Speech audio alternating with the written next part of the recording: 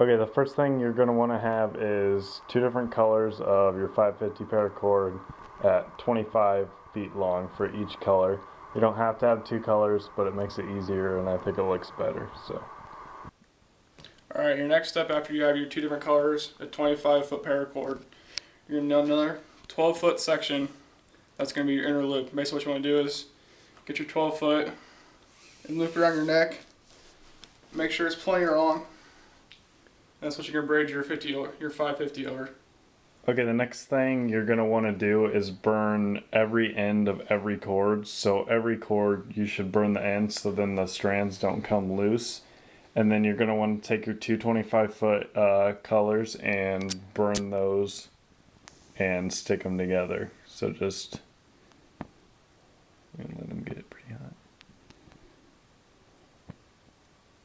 It's pretty good.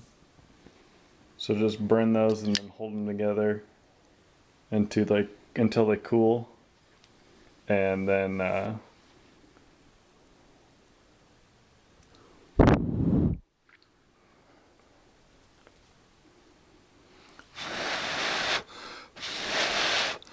you get done burning them, you make sure you can tug on them and make sure they're tight and not going to fall apart. That's going to be a crucial part when you start braiding. Alright, now what you want to do when you first start your braiding is take your 12-foot section, which is going to be your loop piece, and take your two 25s and melt them together. And basically it depends on which way you want to do, which colors you want. For this one, we're going to have a tan center with green loops. So what you're going to do is 12-foot piece, take the spot where you melted it, try putting it right in the middle.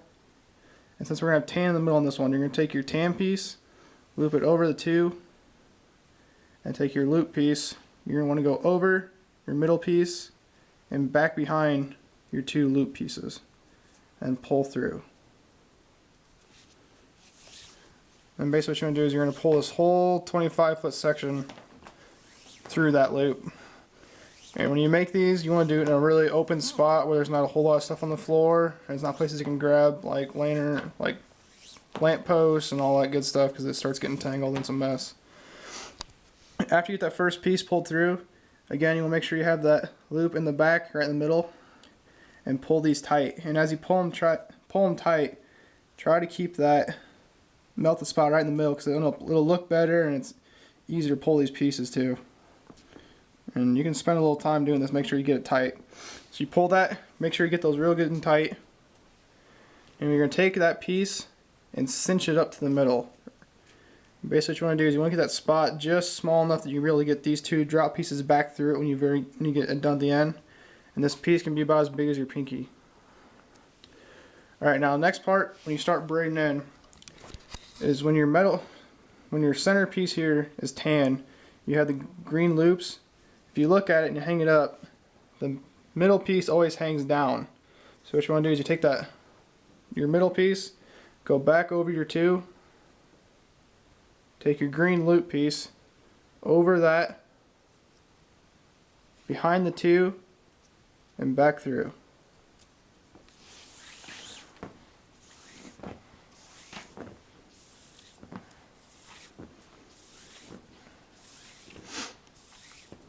And again, you want to pull it all the way back through. Keep all knots out of it as possible. And again, and just pull it tight. Make sure every time you do these, you want to make sure they're super tight, just because you don't want to be moving around. You want stuff to fall out of it.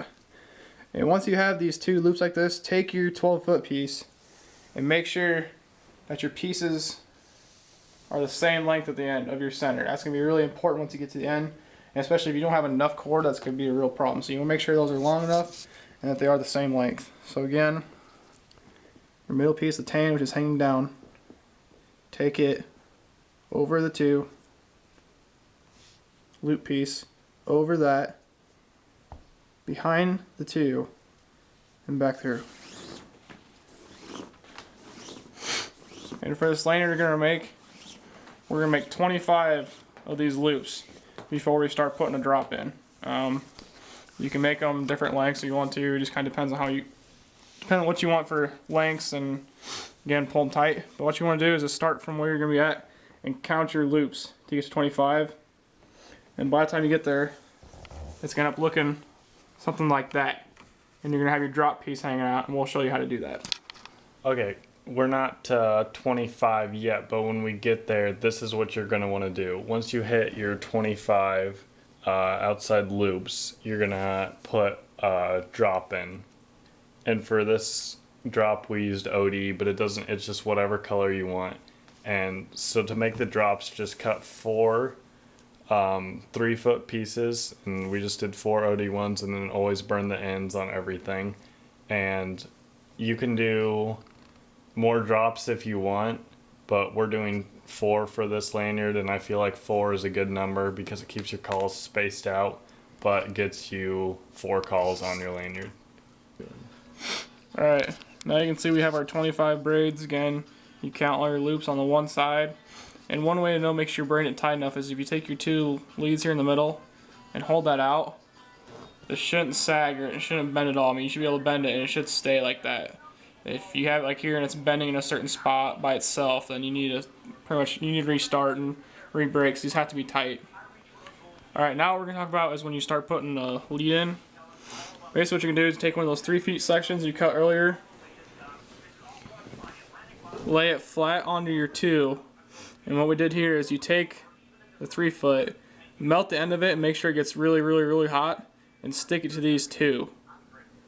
And basically what that does is give you a little extra protection so your calls never fall off. If you're getting $100 or $200 calls in your lanyard, you don't want your drops falling out. And again, your 3 foot section, and the part you braid over, you can see your 2 and your single there. You can make that so it's about 10 loops long. I would not make it any shorter than that. The more you braid over, the better it's going to hold. So basically what you're going to do, your 200 pieces, your drop, you're going to hold this flat with your lanyard, and then all you're going to do is just braid over it. So again, tan middle, green loop, back over. You're going to go underneath all 3 of them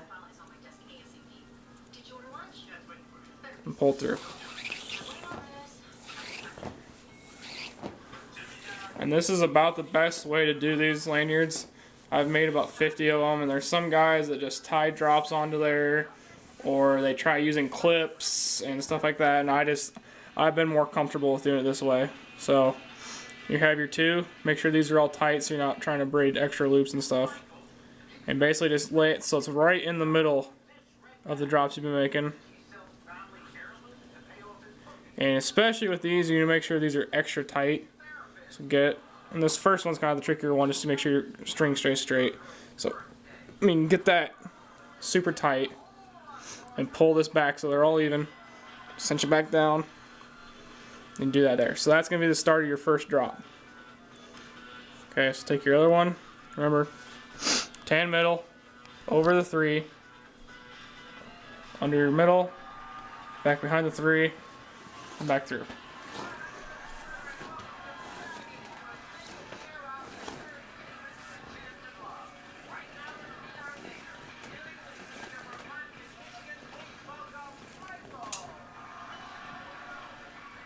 Again, just make sure you're pulling these extra tight. Okay, and again, your lead going out, you want to really emphasize, make sure that you have this hanging freely and that you don't end up looping over it, because then you'll get halfway done. It gets to be a real pain when you have one of your drops braided in. So again, tan middle, over the 3, to your loops back behind the 3, and pull through. And basically what we're going to do for this lanyard is we're going to go to, you're going to have 2 goose call drops, which are going to be your top 2, and then 2 duck calls. So what we're going to do is, again, make sure you pull these tight. Can't emphasize that enough. Do one more. Tan, middle, over the 3, back behind, and through. And you guys can make these, I mean, you guys can make your drops different lengths. I've always made sure that with making any lanyard that I have plenty of extra cord. Because if you have extra cord stuff, you can use to braid over earlier stuff, because you're not making these loops, tie your lanyard on. But for our next drop, we're gonna do 16 loops. Okay, so where you want to start is from where this drop starts hanging. So it's actually gonna hang down. So we've got 2 right now. You want to braid all the way over your 3. Make sure you braid over that whole section.